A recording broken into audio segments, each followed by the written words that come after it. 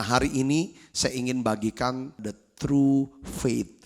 Jadi iman yang sejati. Salah satu masalah yang banyak terjadi dalam diri orang percaya adalah pemahaman yang keliru tentang iman, saudaraku. Jadi apa yang kita pahami selama ini, yang kita anggap sebagai iman, setelah diteliti ternyata itu bukan iman sama sekali. Kita berpikir kita punya iman, kita udah imani. Yang jadi masalah adalah gini, kebanyakan kita ini mencampur adukan antara iman dan keyakinan. Nah, iman itu bukanlah keyakinan.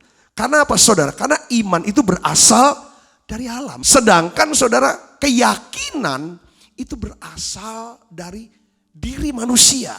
Dia yakin karena dia lihat.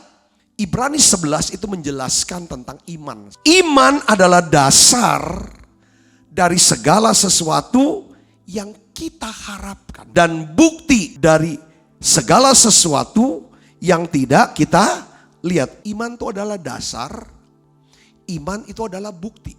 Jadi kita bahas dulu sekarang iman adalah dasar. Apa artinya dasar, saudara? Dasar itu artinya wadah. Dasar itu artinya alat untuk menerima daripada pemberian Allah atau janji Allah. Jadi iman adalah wadah, alat penampung dari segala sesuatu yang kita harapkan. Saudara berharap harus ada daya tampungnya. Ya, ada wadahnya. Wadahnya itu namanya apa? Iman. Kalau jenis pengharapan, saudara, yang ada dasarnya, ada daya tampungnya. Jenis pengharapan ini adalah jenis pengharapan yang tidak akan mengecewakan. Ada berbagai jenis iman. Jadi iman untuk disembuhkan hanya bisa menampung mukjizat kesembuhan. Bukan mukjizat keselamatan. Iman keselamatan bisa menampung mukjizat keselamatan. Nah, iman untuk hidup dalam berkat dan hidup dalam kelimpahan hanya bisa menampung apa, saudara? Berkat Tuhan untuk dicurahkan dalam kehidupan kita. Nah, oleh karena itu kita harus bertumbuh, saudara, dari satu jenis iman kepada jenis iman yang lain. Roma 1 ayat 17 katakan begini, sebab di dalamnya nyata kebenaran Allah yang bertolak dari iman dan memimpin kepada iman, seperti ada tertulis, orang benar akan hidup oleh iman. Iman adalah dasar. Dasar adalah wadah atau daya tampung atau kontainer, saudaraku. Yang kedua adalah dasar adalah apa? Substansi. Dasar adalah substansi atau bahan dasar.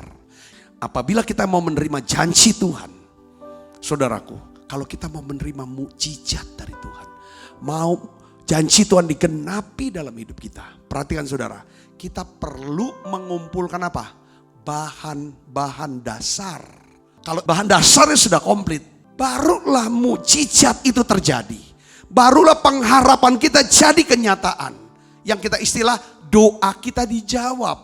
Usaha kita menemukan hasilnya untuk mendapatkan janji firman Tuhan tentang kesembuhan. Mukjizat kesembuhan. Diperlukan bahan-bahan dasar kesembuhan. Berupa apa? Ayat-ayat firman Tuhan di Alkitab tentang kesembuhan. Banyak orang sakit mengharapkan mukjizat kesembuhan, tapi dia gak pernah mau baca Alkitab. Karena iman itu bukan berasal dari diri sendiri gitu loh, diiman-imani. Tapi itu dari apa? Dari Allah sendiri. Pada waktu Allah berbicara, ketika kita baca Alkitab, saudara dengar khotbah-khotbah tentang kesembuhan.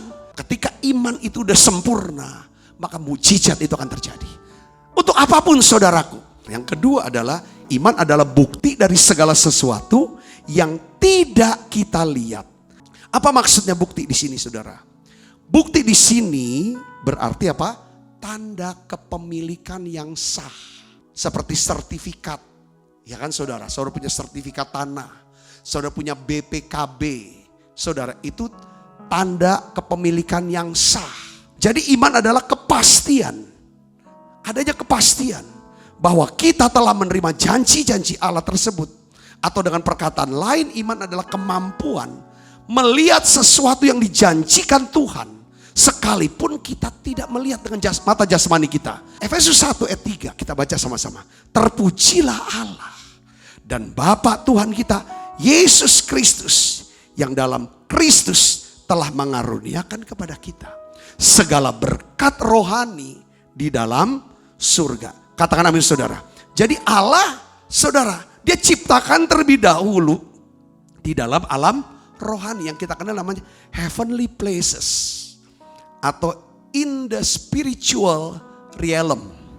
Saudara, dalam alam yang tidak kelihatan, dunia rohani, pada waktu Allah ingin memberikan sesuatu kepada saudara dan saya, berkat, mujizat, pertolongannya, dia sudah sediakan sudah di alam yang tidak kelihatan. Makanya iman bicara tentang kita bisa melihat, ya kan, sekalipun saudara mata jasmani tidak melihat. Iman bicara karena yang kita melihatnya dengan apa? Mata hati. Yakin aku. Yakin dasarnya apa? Tuhan ngomong lewat ayat ini, lewat firman ini, lewat kesaksian yang dikutip dari ayat ini. Roma 10:17 katakan apa? Iman itu timbul dari apa? Pendengaran. Pendengaran oleh firman Kristus. Iman itu tidak pernah datang dari berdoa, dari berpuasa, atau kegiatan rohani lainnya. Iman itu hanya datang dari satu-satunya sumber, yaitu apa? Mendengarkan firman Kristus. Katakan amin saudara. Kalau saudara mau hidup dalam berkat, hidup dalam kelimpahan, saudara mau mendapatkan yang berkat yang utuh, yang sempurna, berkat rohani, jasmani, saudara harus dengar firman. Bukan cuma sekedar doa. Orang yang punya iman dia tahu karena dia dengar. Dia tahu maka dia percaya karena dia dengar, dia tahu, dia percaya. Saudara bisa ngerti, katakan apa saudara? Saudara dengar firman, saudara mengerti, mengenal Tuhan, saudara percaya. Iman akan selalu berkata, aku tahu dari mana sumbernya, sebab kami telah mendengar. Iman tidak bisa muncul dari diri kita sendiri. Iman itu harus muncul karena kita mendengarkan apa? Firman Kristus.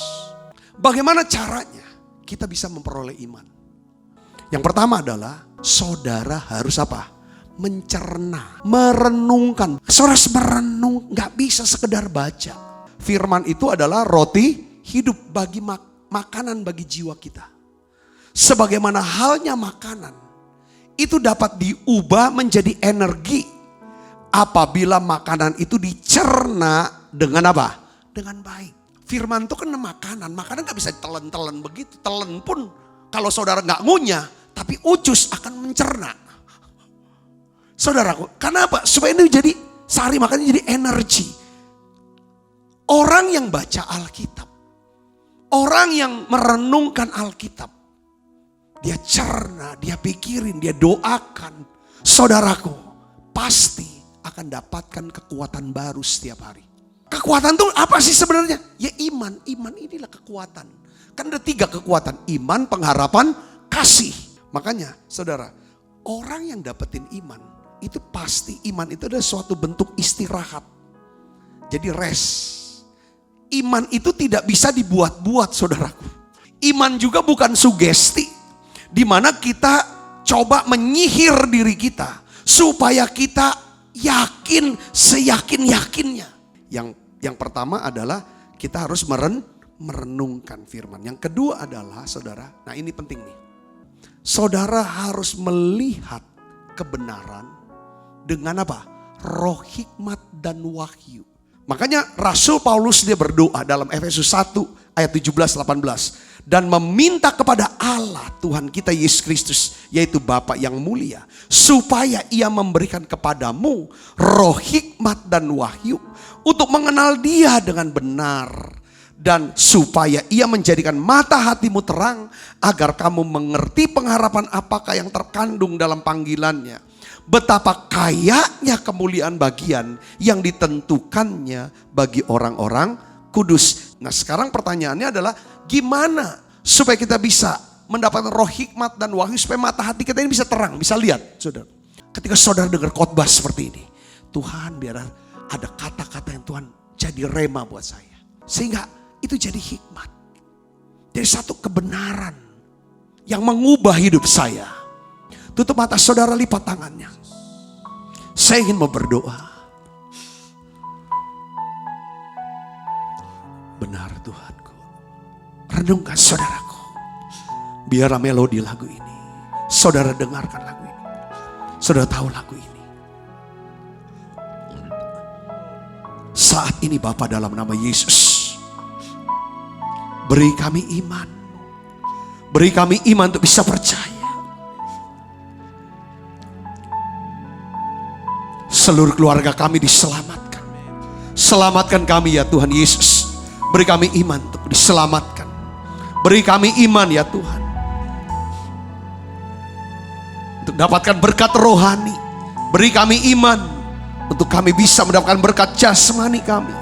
Beri kami iman ya Tuhan, untuk kami bisa punya hubungan sosial yang luas ya Tuhan. Beri kami iman untuk menerima berkat keuangan, mukjizat keuangan. Oleh karena itu ya Bapa, dalam nama Yesus, bahwa kami lebih dekat lagi dengan Tuhan. Bahwa kami bisa kenal Tuhan. Biar ya Tuhan, kesukaan kami adalah firman-Mu Yesus. Kami akan kumpulkan ya Tuhan ayat-ayat firman masuk dalam pikiran dan setiap hati kami. Terus saudara doa sekarang. Minta sama Tuhan. Tuhan, beri kami roh iman. Beri aku roh iman dalam nama Yesus. Tuhan, hari ini aku berdoa, mukjizat kesembuhan terjadi. Mukjizat keuangan terjadi dalam nama Yesus. Keselamatan ya Bapa. Pemulihan hubungan dalam nama Yesus.